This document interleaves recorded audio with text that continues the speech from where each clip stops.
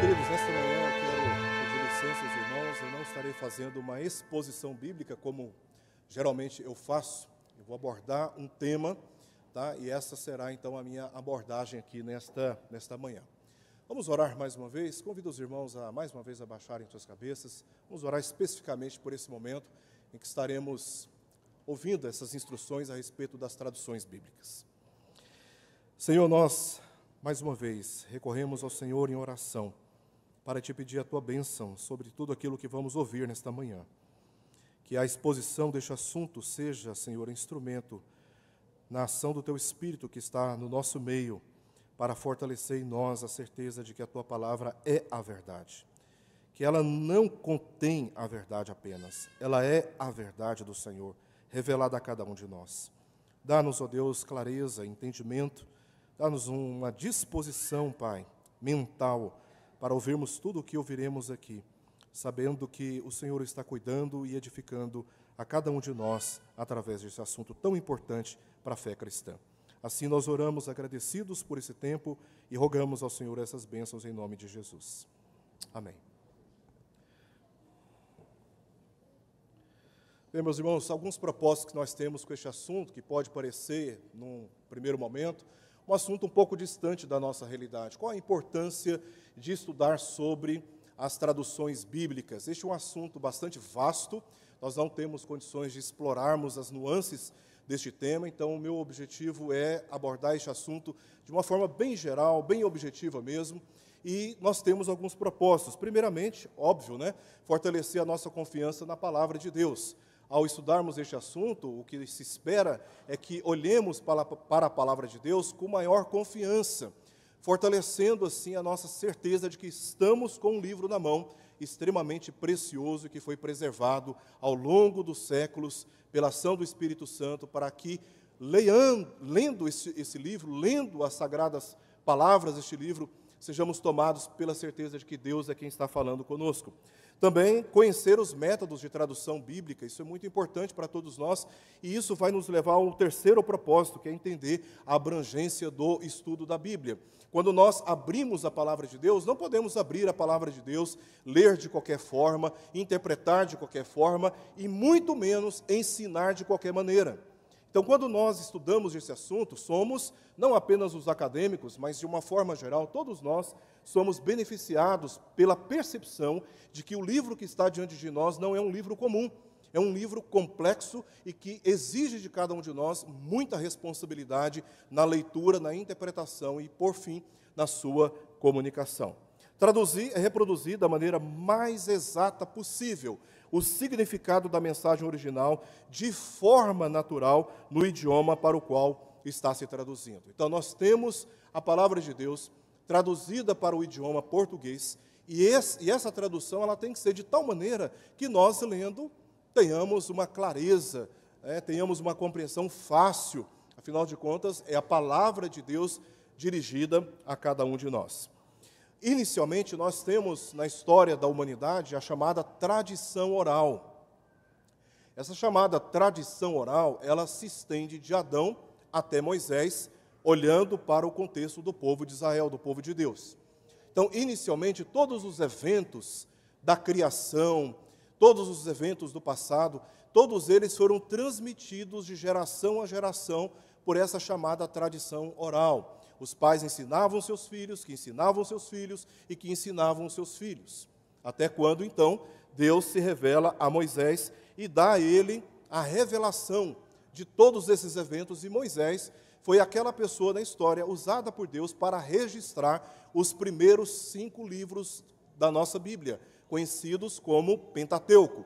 É ali, Gênesis, por exemplo, que nós temos as narrativas de todos os eventos da criação. Moisés não estava ali, presente, testemunhando todas as coisas.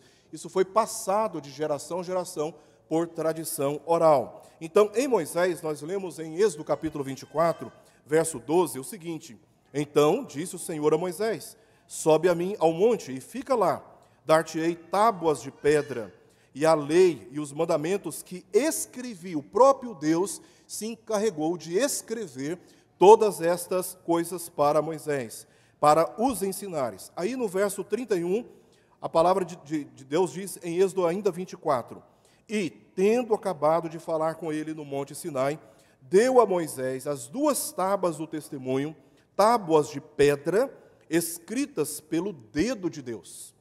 Aí nós vamos agora para o capítulo 31, verso 18, onde nós lemos: então disse o Senhor a Moisés, lavra 2 tábuas de pedra como as primeiras, e eu escreverei nelas as mesmas palavras que estavam nas primeiras tábuas que quebraste. Nós conhecemos a história, Moisés muito aborrecido com a idolatria, com a rebelião, com a persistência do povo em se voltar contra Deus, ele, na sua indignação, quebrou aquelas tábuas de pedra onde Deus havia escrito as suas leis, os seus testemunhos. Então, no segundo momento, Moisés, então, recebe essa instrução e Deus está dizendo que ele mesmo é quem estará escrevendo. Então, Moisés recebe essa revelação por escrito e ele tem o encargo de agora comunicar ao povo de Israel. Ele faz isso num primeiro momento, depois, como nós temos o testemunho do livro de Deuteronômio, que significa segunda lei, é a segunda repetição das leis que Moisés se dirige e comunica ao povo de Israel. Então, todas essas leis que tinham sido escritas são agora comunicadas na língua do povo. E o povo, então, recebe essa revelação da parte do Senhor. Então, a partir de então, nós temos os escritos do Antigo Testamento, em hebraico. Todos os escritos do Antigo Testamento em hebraico, algumas partes em aramaico. Nós veremos isso aqui mais adiante. Mas, inicialmente, todos os livros do Antigo Testamento foram majoritariamente escritos em hebraico. Bom, e aí, mais adiante, nós temos os livros do Novo Testamento, todos também escritos em grego, com exceção de algumas partes em aramaico, algumas falas em aramaico, outras partes em latim, mas, de forma geral, o Novo Testamento foi majoritariamente escrito, registrado, todo em grego. E aqui está um ponto que eu quero destacar, meus irmãos. A partir dos escritos dos autores bíblicos, os autores que nós chamamos de autógrafos, eles registraram, na época não havia imprensa, não havia nenhum método mecânico de reprodução dos textos, então os autores bíblicos registraram os eventos, as biografias de Jesus, que nós temos os 4 evangelhos, o livro histórico de Atos, depois as epístolas paulinas e as cartas gerais e Apocalipse, todos escritos em grego pelos autores originais. Então, para que a mensagem se difundisse e fosse espalhada, esses documentos originais, escritas diretamente pelos autores, foram copiados por chamados copistas, amanuenses ou escribas, que eram pessoas profissionais da área encarregadas de fazer cópias manuscritas. Eles pegavam os textos e faziam cópias à mão mesmo, com todos os critérios. E aqui outro assunto longo que poderíamos tratar, sobre os cuidados que eles tinham para copiar todos os textos. E assim, os textos dos autores bíblicos do Novo Testamento eram espalhados, lidos nas igrejas, e todos passavam a ter conhecimento sobre não apenas a pessoa e obra de Jesus, mas também a interpretação que os apóstolos deram sob a autoridade do próprio Cristo, lançando assim as doutrinas, os fundamentos doutrinários da igreja cristã nos primeiros séculos. Então, essas cópias, elas se tornaram inúmeras, de 6.500 a 23.000 cópias existem hoje nos museus, tanto de fragmentos, como também de códices, como também de textos inteiros do Novo Testamento em grego. Eu, nos meus estudos, já tive a oportunidade de ver algumas dessas cópias, e, inclusive, rabiscos de rabinos, de eruditos judeus da época, que fizeram anotações nessas cópias.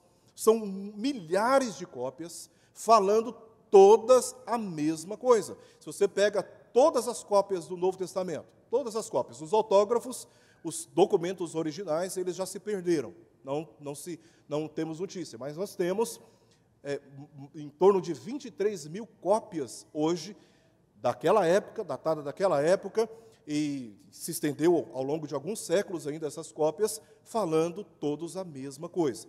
Então, se você coloca sobreposta uma cópia sobre a outra, você vai identificar que a mensagem é praticamente a mesma.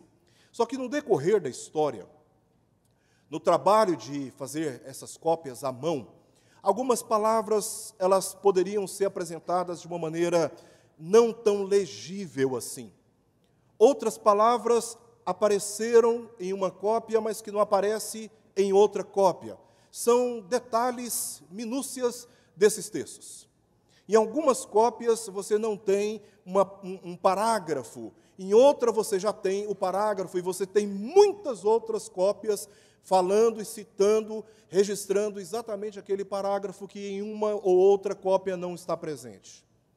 É o que nós chamamos aí de variantes textuais. Tá?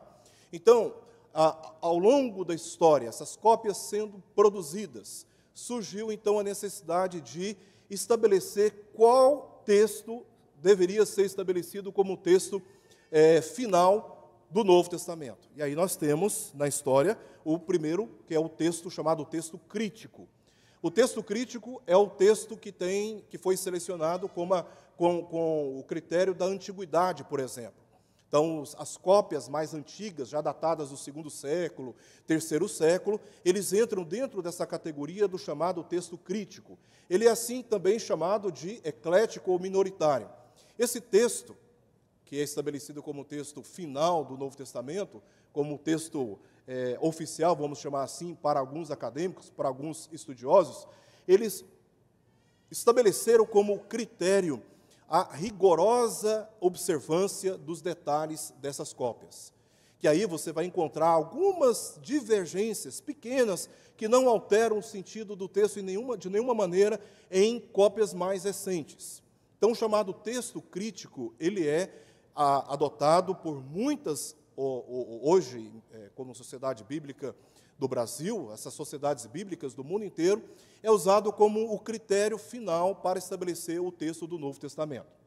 Mais adiante, nós temos uma outra abordagem, que é chamada de texto majoritário, ou seja, das mesmas cópias, as diferenças são mínimas entre o texto crítico e o texto majoritário, as diferenças são mínimas, tá?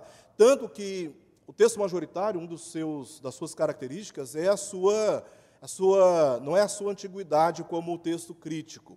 Tá? O texto majoritário ele é considerado assim porque existem uma quantidade muito maior de cópias mais recentes, que são descobertas mais recentes e que estão presentes em séculos bem posteriores àqueles primeiros séculos. E aí, então, o critério é apenas uma questão de critério de abordagem, que no final não faz quase nenhuma diferença em relação ao texto majoritário. Você fala assim, pastor, qual é a Bíblia que nós temos hoje, qual é o Novo Testamento que nós temos hoje, que foi traduzido com base no texto majoritário? Ou seja, com base nas cópias mais recentes, não as mais antigas, que estão mais próximas dos eventos e dos próprios apóstolos.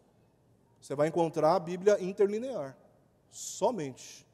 Porque a grande parte das Bíblias que nós temos hoje, elas são baseadas, são objeto de tradução do texto crítico. Esse é o critério adotado pela maioria dos tradutores. E aí você vai encontrar, por exemplo, na sua Bíblia, e aí talvez alguém já teve essa dúvida, você chega num determinado texto, aí tem um colchete e tem ali uma passagem e fecha o colchete. Por que se encontra em colchete? Porque o tradutor adotou o texto crítico. Só que no texto crítico não encontra aquela passagem que se encontra somente em textos e em cópias mais recentes, que é do texto majoritário. Então, o que as sociedades fizeram? Elas estabeleceram como texto o texto crítico, para fazer a tradução, e aquelas partes que não se encontram no texto adotado, que é o texto crítico, colocaram entre colchetes. E se você for observar, não altera absolutamente em nada o sentido do texto bíblico. Tá? É só uma questão de abordagem. Aí, lá mais ou menos do século XVI, Erasmo de Roterdã, ele faz uma compilação desses textos. Ele pega os textos críticos majoritários e faz uma compilação do texto grego. Tá? É o chamado textos receptos, que foi adotado no contexto da Reforma Protestante, século XVI. E aí nós temos, portanto, 3 abordagens quanto ao estabelecimento do texto do Novo Testamento. São essas cópias. Nós temos uma compilação, a mais recente, que é o Textus Receptus, que foi usado e ainda é usado por muitas sociedades bíblicas hoje, nós veremos isso mais adiante, e essa introdução que é importante para entendermos o que virá aqui adiante.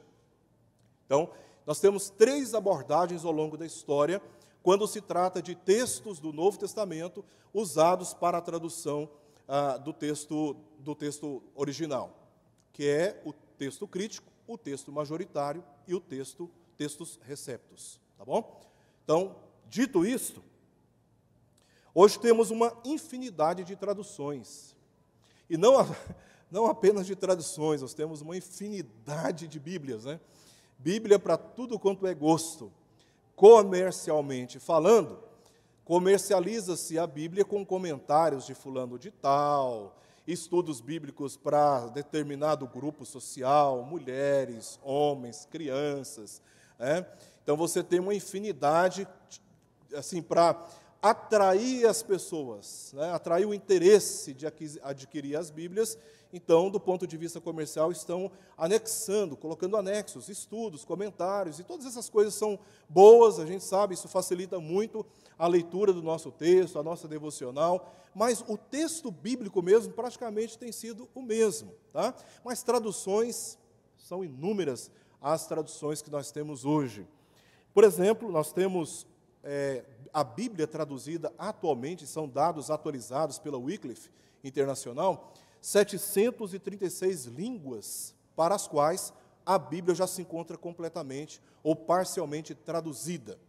Esse é um esforço dos tradutores bíblicos aí antenados, comprometidos com a missão da igreja de propagar o Evangelho do Senhor Jesus Cristo. E a tradução da Bíblia para essas 736 línguas tem permitido alcançar cerca de 5,9 bilhões de pessoas. Então, a Bíblia, sem dúvida alguma, é o livro mais interessante e mais cobiçado em todo o mundo.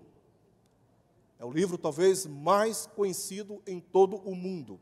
Nada se compara à importância e ao interesse da palavra de Deus. Então, ela foi escrita originalmente em 3 línguas, como eu disse, num período relativo a 15 séculos, de 1400 a.C. até 96, que é a data aí possível da morte de João. Certamente ele faleceu na cidade de Éfeso, né? Mas na ilha de Patmos, quando ele estava aprisionado ali, sendo levado a trabalho forçado nas minas de carvão da ilha de Patmos, nós temos o último livro escrito no Novo Testamento, que é o livro de João, o último dos discípulos morto. Tá?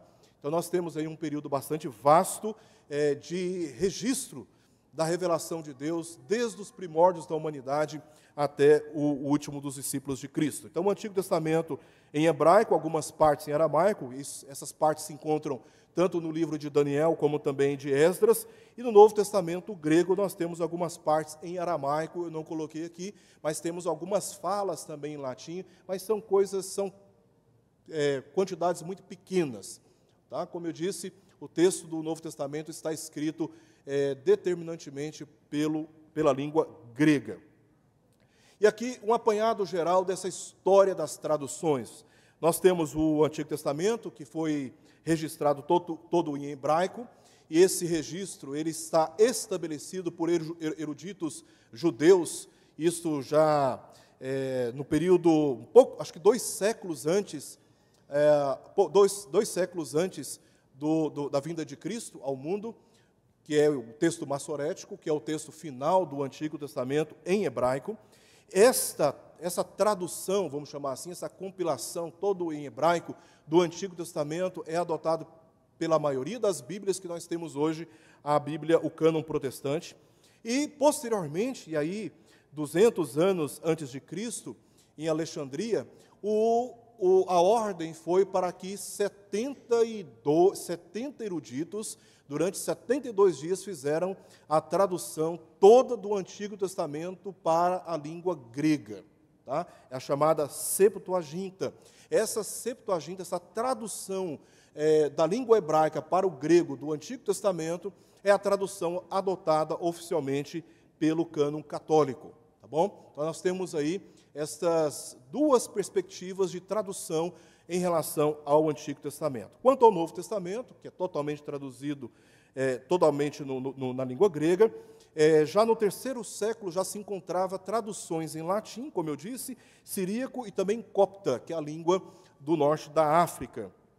Em latim, nós temos a Vulgata, em 1645, no Concílio de Trento, uma das determinações, uma das decisões tomadas pelo concílio, era em resposta ao avanço da fé reformada em toda a Europa, foi estabelecer como tradução oficial da Igreja Católica a tradução de Jerônimo, tá? Que é a tradução latina das Escrituras. Então, essa é a língua considerada sagrada. Então, o texto do Novo Testamento tinha que ser lido todo em latim, e isso perdurou durante muitos anos. Hoje nós temos já uma mudança de perspectiva da Igreja Católica, mas a Vulgata latina, traduzida por Jerônimo, essa é a tradução que se tornou, até o século XVI, a tradução mais importante, isso que aconteceu no século XVI, a tradução oficial da Igreja Católica do Novo Testamento. E aí, como eu mencionei, com base na tradução do latim, Erasmus faz, então, uma tradução, uma compilação dos textos, considerando a tradução que já havia do latim. E esse texto de Erasmus, o texto final do Novo Testamento, essa obra de tradução que ele investiu, passou a servir de base para Lutero traduzir as Escrituras do Novo Testamento para a língua alemã, isso em 1522. Então, essa foi a base do texto traduzida por Martinho Lutero para a língua alemã. Mais adiante vai aparecer a primeira versão de tradução do Novo Testamento para a língua inglesa, e aconteceu em 1525, muito próximo ali daquele contexto de Lutero, que é a tradução feita por Tyndale. Só que essa tradução ela foi considerada uma tradução muito ruim, tão ruim que ela passou a ser rejeitada naquele contexto. Então, essa tradução, que teve inicialmente um primeiro impacto naquele contexto, logo começou a sair de cena, mas, posteriormente, nós temos, em 1560, a tradução da Bíblia, né, especialmente do Novo Testamento, para a língua inglesa, a Bíblia de Genebra. E a Bíblia de Genebra, ela se baseou, ela focou também no texto crítico, não apenas no textos receptos de Erasmo, e as suas consultas da sua tradução em latim. A Bíblia de Genebra, ela perdurou, e até hoje você encontra a Bíblia de Genebra aí nas nossas livrarias. Mais adiante, em 1611, um grupo de londrinos que estavam fugindo de uma rainha chamada Maria, agora não me lembro o nome total dela, eles investiram, inclusive, em pouco tempo na tradução da chamada Bíblia de King James, ou a Bíblia de Tiago, que é uma tradução do textos receptos, ou seja, do texto estabelecido para o Novo Testamento, com auxílio, inclusive, da tradução do latim. Eles, então, fizeram a tradução da Bíblia de King James. A Bíblia é uma Bíblia bastante conhecida. Só que, naquele contexto, os puritanos, que sempre tiveram um apreço e um rigor excessivo em relação ao zelo da Escritura, né, com a Escritura, os puritanos rejeitaram a tradução de King James. Então, é uma tradução que, na análise minuciosa e rigorosa, criteriosa dos puritanos, não foi considerada uma tradução muito boa. Então, eles, naquele contexto, rejeitaram a Bíblia de King James. Aí, irmãos, nós estamos falando da Bíblia em inglês. Isso vai se estender para outras traduções em inglês, italiano, francês, e as traduções começaram a acontecer. Até que, pela primeira vez, e isso acontece em 1681, João Ferreira de Almeida, que era um missionário reformado holandês, ele se dedica a traduzir o texto do Novo Testamento. Não apenas do Novo Testamento, mas também do Antigo Testamento. Aliás, o primeiro trabalho de tradução de João Ferreira de Almeida termina quando ele tinha 16 anos de idade. 16 anos de idade. Né? Mas em 81 ele conclui a sua obra, muito enfermo, ele já tinha traduzido todo o Novo Testamento, e ele tinha traduzido já o Antigo Testamento até o livro de Ezequiel. Ele não conseguiu concluir a sua primeira tradução da Bíblia por completo. Então, a Bíblia por completo só foi traduzida, completada essa obra de tradução, só em 1681. É quando nós temos a primeira publicação da Bíblia traduzida para a língua portuguesa. Oficialmente, nós temos a Bíblia em português, por obra e o esforço, principalmente de João Ferreira de Almeida, desde 1861. Então, essa Bíblia ela foi traduzida de uma maneira muito rigorosa. Primeiramente, nós temos a Almeida corrigida, Almeida, agora me falhou, revista e corrigida, e também Almeida fiel, corrigida fiel. Essas duas versões, inicialmente, elas foram versões traduzidas do chamado Textus Receptus, tá? Que é o texto de Erasmo. Essas traduções, elas foram feitas numa língua erudita, na língua da época, para a língua portuguesa. Com o passar dos anos, essas traduções passaram a ser vistas como traduções que precisavam ser melhoradas. Aí nós tivemos, em 1959, a Almeida Revista e Atualizada. Ela é atualizada a partir da corrigida.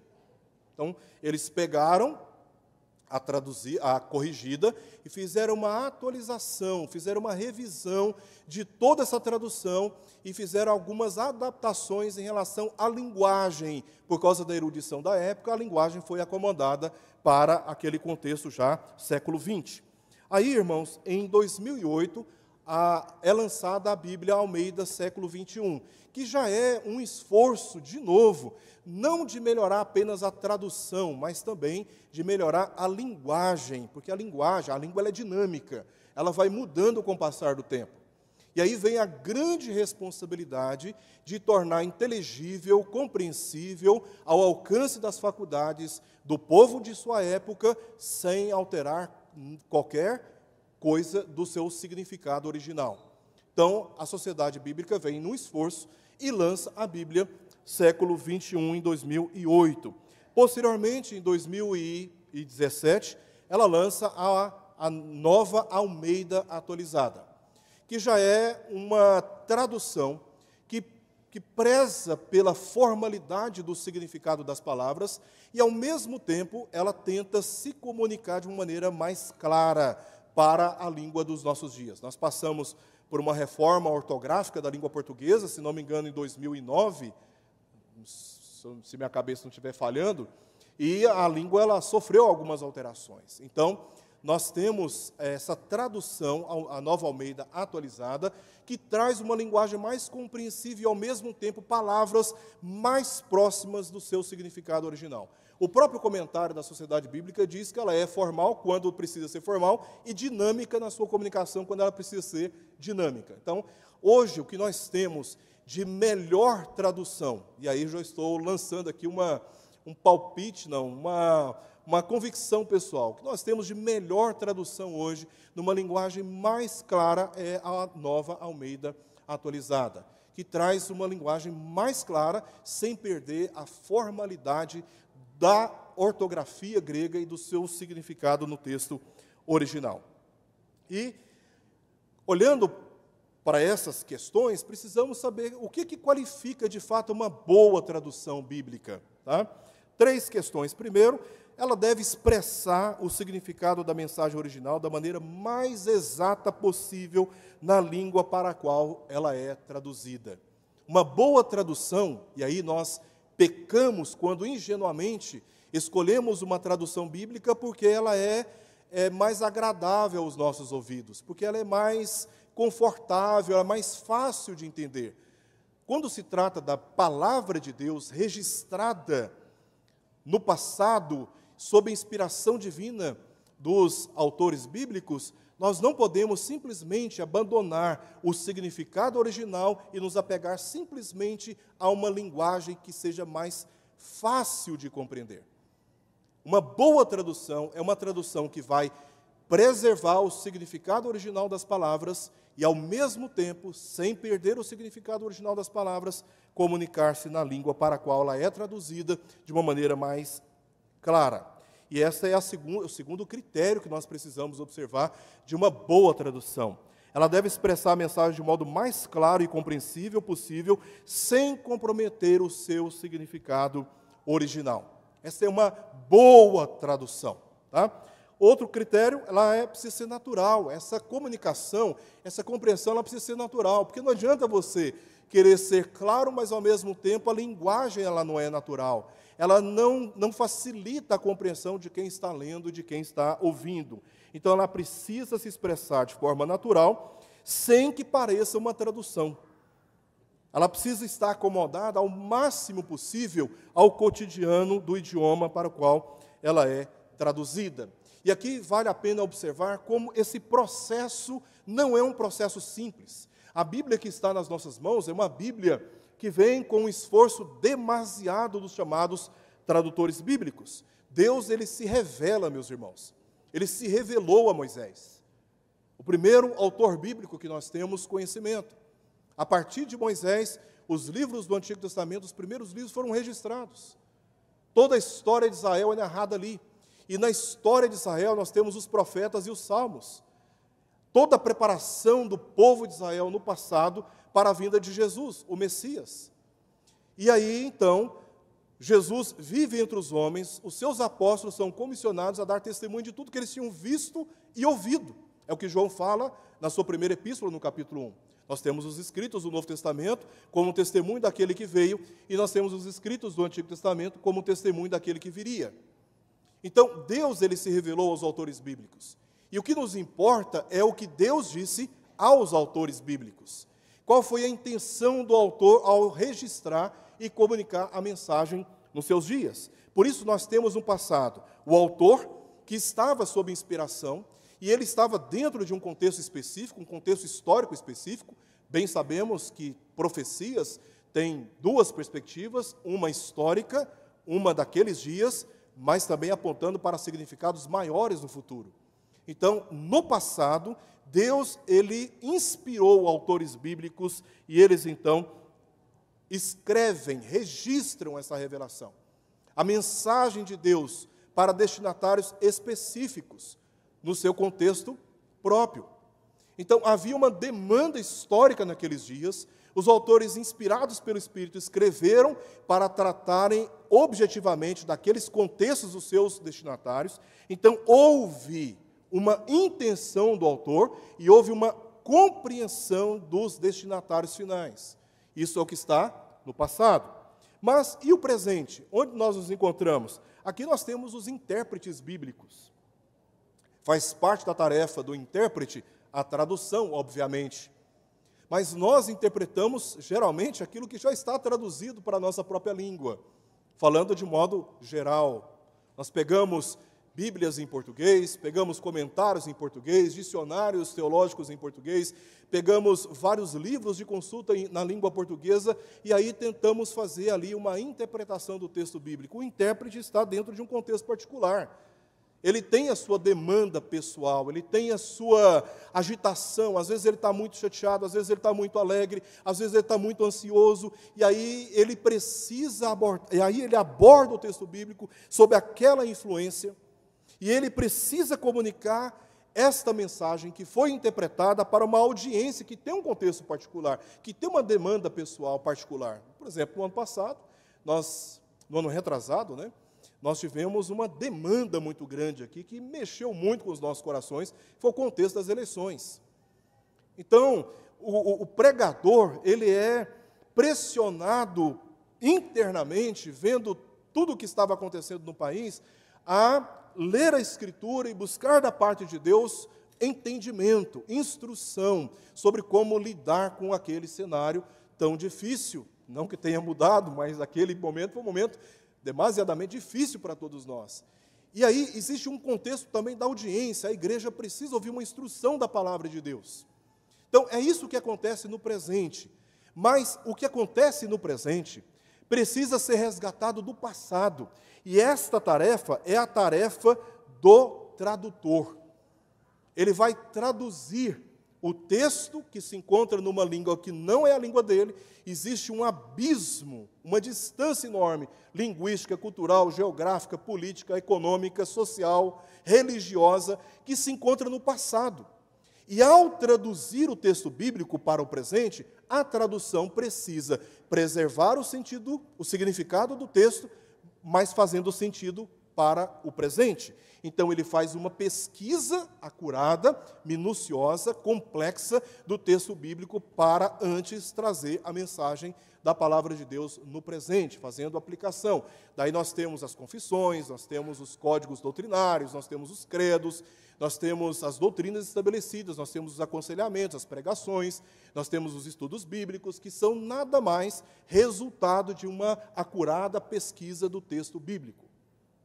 Sem essa acurada pesquisa do texto bíblico, nós corremos o risco de falar mais do que nós achamos, do que o texto da palavra de Deus diz. Então, o tradutor tem uma imensa responsabilidade de preservar o significado original e trazer na língua do presente este mesmo significado. Então, isso envolve conhecimento de língua e também de linguagem.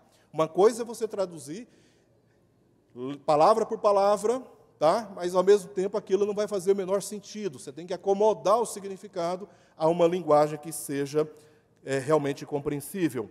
Catherine Bauer, ela diz no seu livro, Tradução Bíblica, o seguinte: uma boa tradução deve comunicar o significado da mensagem original. E isso deve, usar uma palavra talvez um pouco forte, mas isso deve controlar as pregações no púlpito das nossas igrejas. Só podemos pregar aquilo que podemos provar no texto o seu próprio significado. Se eu leio um texto e faço um salto para articulações pessoais, pensamentos pessoais, testemunhos pessoais, eu estou usando a Bíblia apenas como um trampolim para aquilo que eu quero falar. Mas a tarefa do comunicador, do pregador, não é falar o que ele quer falar, mas falar o que Deus quer falar. E isso exige dele um estudo do significado daquele texto. Aquele texto, ele foi escrito com qual intenção? Qual é a intenção original daquele texto? Qual foi o impacto daquele texto naqueles dias? E como o significado desse texto se aplica de forma coerente aos nossos dias, mantendo o mesmo significado. Então, esta é uma boa tradução e uma boa aplicação de um texto bíblico. Tá? E assim, irmãos, análises que envolvem uma tradução bíblica são inúmeras. Primeiro, uma análise gramatical. Se você pegar o texto grego e fizer uma observação sintática do texto, a sintaxe do texto, você vai perceber que a maneira como o texto grego ele está posto é diferente da nossa língua portuguesa. Nós temos o sujeito, o verbo e o predicado como uma estrutura básica de uma frase. A língua grega não funciona assim. E aí, se nós lermos exatamente como está no texto grego, não vai fazer sentido para a nossa língua portuguesa. Então, é preciso analisar gramaticalmente o texto. O que é, por exemplo, substantivo, o que é verbo, o que é objeto direto, indireto, o que é adjetivo, o que é advérbio. É preciso analisar gramaticalmente toda a pontuação, tudo isso precisa ser observado do ponto de vista gramatical. Né? Vou contar um testemunho rápido aqui para ver como essas coisas elas funcionam na prática. Mês passado nós estivemos lá na Itália, como os irmãos sabem, estivemos analisando o contexto lá da nossa futura moradia, e aí fomos conhecer uma cidade próxima de Trento, cidade de Sardanha. E para chegar em Sardanha tem um teleférico que leva para lá. Então, esse teleférico, ele sai de Trento e vai para Sardanha. Ele não passa de Sardanha. Então, ele só faz esse trajeto. Tudo bem. E eu peguei lá os horários, a cada 40 minutos, subia um teleférico, descia um teleférico. Então, pegamos, subimos, conhecemos a cidade de Sardanha, que está ali dentro do perímetro da cidade de Trento. Vamos voltar? Vamos. Aí, tudo bem, estamos lá esperando a hora de descer, quando chega um teleférico. Pelos horários que eles informaram, o outro teleférico só desceria 40 minutos depois. Mas assim que o pessoal desceu do teleférico, tinha acabado de subir, outros que estavam aguardando entraram no teleférico. Aí fui pessoal entrando, minha família já foi entrando, e eu muito desconfiado, cheguei no rapaz lá que cuida da administração do teleférico e perguntei para ele, já está descendo para Trento? Aí ele falou assim, entra logo, entra, e o pessoal começou a rir. Aí eu falei, gente, o que foi que eu fiz de errado, né? Aí a minha esposa, muito sabiamente, cochichou comigo e falou assim, amor, só vai para Trento, não vai para lugar nenhum. Eu falei, mas é claro que só vai para Trento, mas eu não estava dizendo isso, né? É porque um sobe, 40 minutos depois é que o outro desce. E aquela hora não era hora de descer. É óbvio que só vai para Trento. A minha pergunta teve um outro sentido, mas ela foi compreendida de outra maneira. Porque no português, e eu tentando me comunicar em italiano, perguntei se estava descendo para Trento. E aí, o que eu tinha que fazer? Dentro da compreensão da língua italiana, eu tinha que ser mais direto. E não fazer uma pergunta como eu fiz. A pergunta não fez sentido na língua italiana quando fazia sentido para mim. Vocês percebem que essa questão gramatical, ela tem influência na compreensão? Nós estamos diante de um texto cheio de regras gramaticais. Se nós não entendermos as regras gramaticais do texto bíblico, o que vai acontecer é que nós teremos muita dificuldade de tornar o texto compreensível. Por isso, a análise gramatical do texto, ela é fundamental. Outra é a análise semântica. Uma palavra pode ter muitos significados. Qual é o significado usado pelo autor bíblico, segundo a sua intenção, e nós nos aproximamos da intenção fazendo uma análise múltipla de contextos. Então, nós temos dentro da exegese bíblica uma análise chamada análise diacrônica, que analisa o desenvolvimento do significado da palavra no decorrer do tempo. Então, você tem uma palavra que tinha um significado no passado, mas que não tem significado hoje. Então, a análise semântica é uma análise importante, análise morfológica, como a palavra ela está formada, análise etimológica, significado da palavra, análise sintática, análise contextual, análise teológica e análise idiomática. Existem expressões de uma língua que não fazem o menor sentido em outro idioma, em outra língua.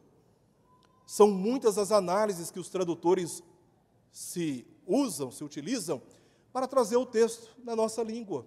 E hoje, irmãos, olha só que benefício que nós temos a palavra de Deus já traduzida nas nossas mãos para a língua portuguesa. Totalmente traduzida para a língua portuguesa. Então, nós já temos aqui todo o amparo desse trabalho que já foi feito, né, para todos nós. Então, na língua fonte, a tradução literal tem que preservar o significado, e a adaptação dessa tradução para a língua receptora, chamada língua vernácula, o segundo idioma receptor, tem que manter este mesmo significado. Então, o primeiro passo é descobrir o significado do texto no seu contexto original, autor e destinatários. E o segundo passo, expressar esse significado em outra língua, preservando a intenção original do texto. É isso que precisa acontecer, manter o significado original do texto. E todas as traduções, elas se baseiam em um desses métodos de tradução. A tradução formal, também conhecida como tradução literal, ou palavra por palavra, e busca seguir ao máximo a forma do texto original. Isso se refere tanto às palavras quanto às estruturas gramaticais. Então, nós temos uma tradução formal, literal do texto bíblico. Nós temos o método funcional, também conhecido como equivalência dinâmica ou idiomática, e se preocupa mais com o sentido do que com a tradução literal. Faz uma tradução literal, mas comunica de uma forma mais dinâmica no idioma para o qual está sendo transmitido. E temos um método da paráfrase, que é o método questionado de tradução do texto, que expressa o texto com outro texto, com outras palavras, numa tentativa de comunicar mais livremente o significado do texto bíblico original. E aí, nós temos aqui alguns exemplos. Eu vou apresentar um outro exemplo, mas temos aqui um exemplo de como isso funciona na prática. No método formal, 1 Pedro 1,13, foi traduzido assim: portanto, cingindo os lombos do vosso entendimento. Como é que você associa lombo com entendimento? Não faz sentido na língua na língua portuguesa, mas sabemos que existe um caráter semântico aqui. O autor está falando de uma outra coisa. Aí, já na tradução funcional, dentro dessa tradução funcional, nós temos a NVI, a Nova Versão Internacional. Foi traduzido assim: portanto, estejam com a mente preparada, prontos para a ação. Porque antigamente eles usavam uma túnica que, se corresse, você poderia tropeçar, vamos chamar assim de forma mais vulgar, né, na saia. Então eles amarravam com uma tira de pano a região do lombo, a região dos rins, e eles puxavam o pano para cima, e aí dava mais liberdade para os pés para correr. Por isso que, veja só, dessa análise, a Nova Versão Internacional traduz como estejam com a mente preparada, prontos para agir. A paráfrase, que é uma tradução que nós encontramos na Bíblia Viva, traduziu assim, 1 Pedro 1,13. Portanto, agora vocês podem aguardar com calma e inteligência. Olha a diferença. Paráfrase, irmãos. Tá? Paráfrase, esconde. Aqui, entre formal e funcional, nós temos as versões de Almeida. Tá? A Almeida Revista Atualizada, a Nova Almeida Atualizada, a Nova Versão Transformadora, também são versões que se encontram mais ou menos aí entre formal e funcional. Um outro exemplo aqui, Mateus 3:8. Está diante de nós um texto grego. Agora nós temos o que chamamos de transliteração, faz parte do exercício de tradução do texto bíblico.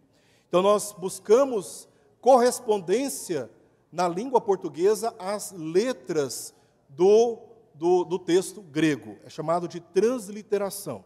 Então, a partir daqui, nós fazemos a tradução. Fazei, pois, essa é a tradução literal, fazei, pois, fruto digno do arrependimento. Tá? Aí, como que as versões abordam esse texto aqui, por exemplo? A Almeida Corrigida, traduziu assim: produzi, pois, frutos dignos de arrependimento.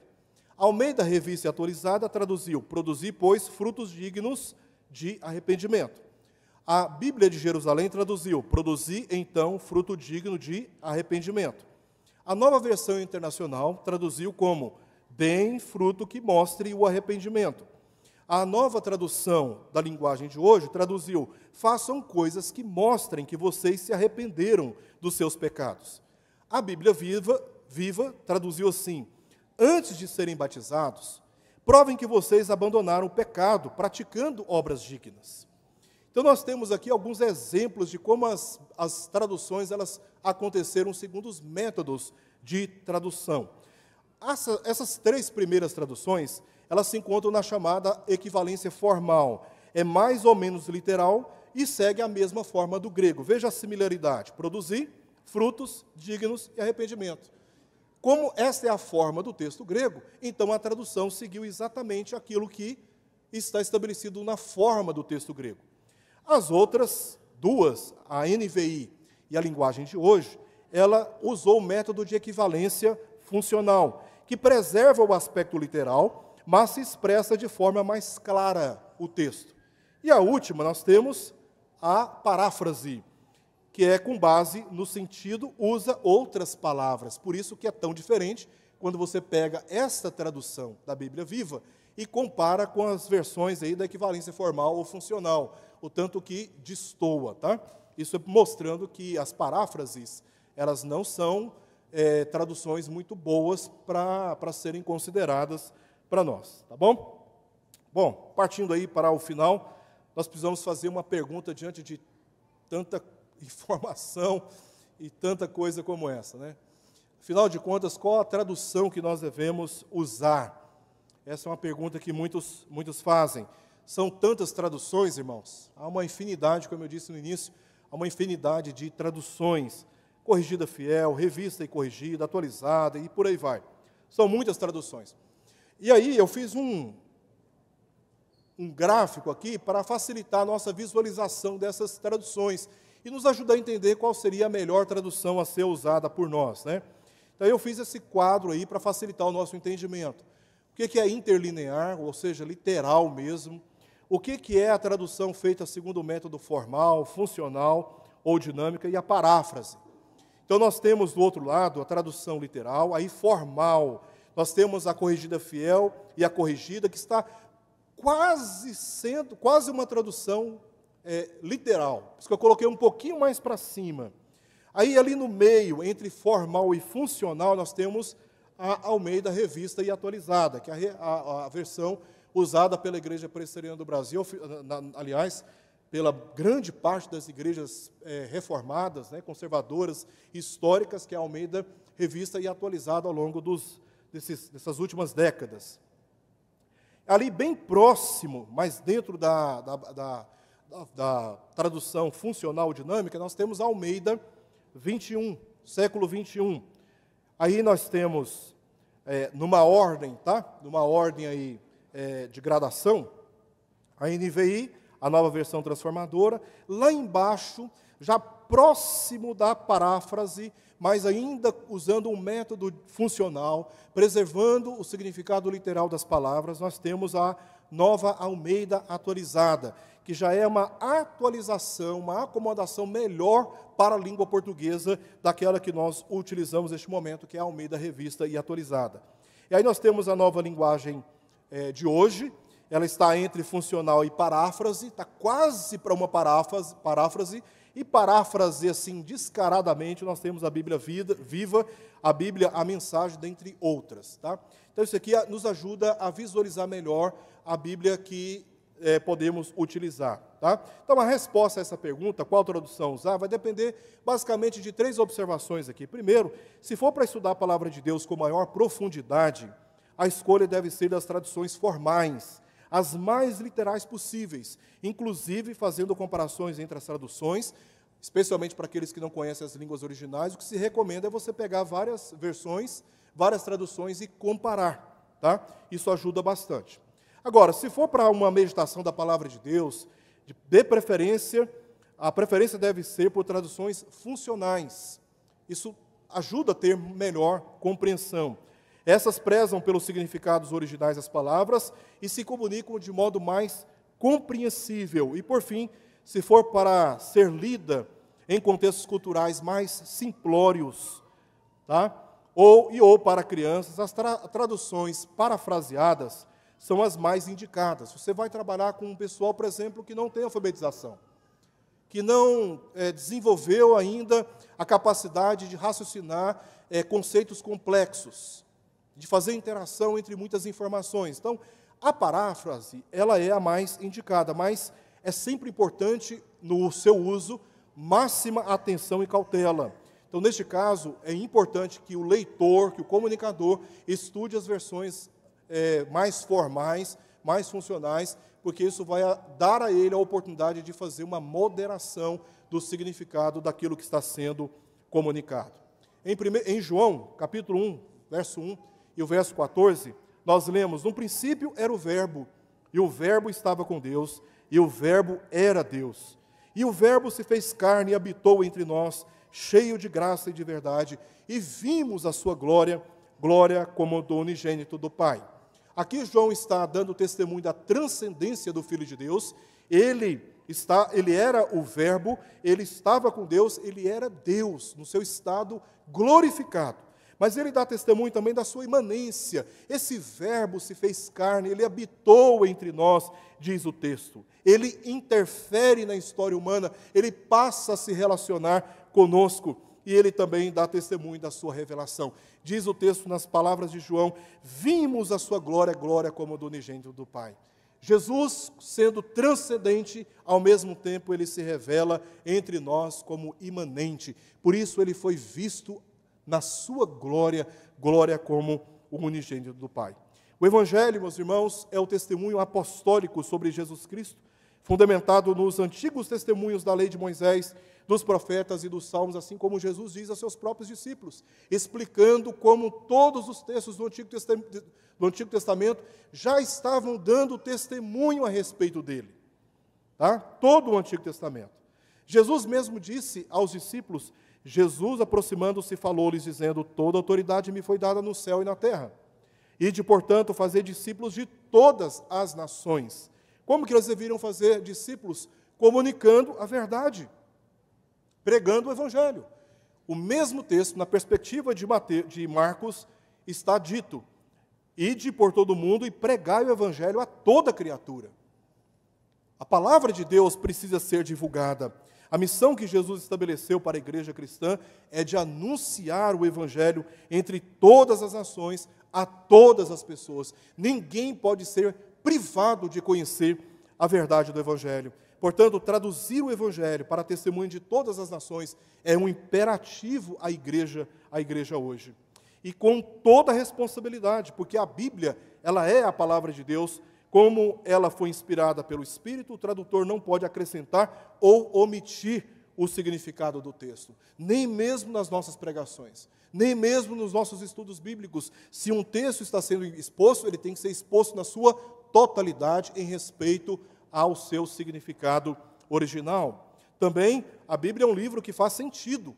Sua mensagem foi dada para ser entendida de acordo com a intenção original do autor bíblico, e é uma coisa que eu sempre bato na tecla.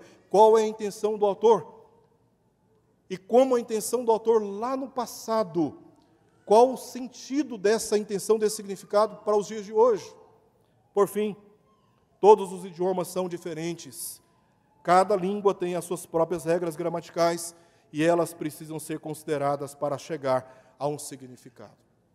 A palavra de Deus precisa ser abordada com a máxima responsabilidade. E temos nas nossas mãos um texto traduzido, sabendo que há milhares e milhares e milhares de cópias que remetem aos tempos dos apóstolos, que falam basicamente a mesma coisa. As variantes não alteram o significado em nada dos textos bíblicos e, portanto, nós temos total confiança de que o texto que está nas nossas mãos, do Antigo e Novo Testamentos, é um texto confiável. A palavra de Deus, ela pode ser tratada com total confiança por parte da igreja.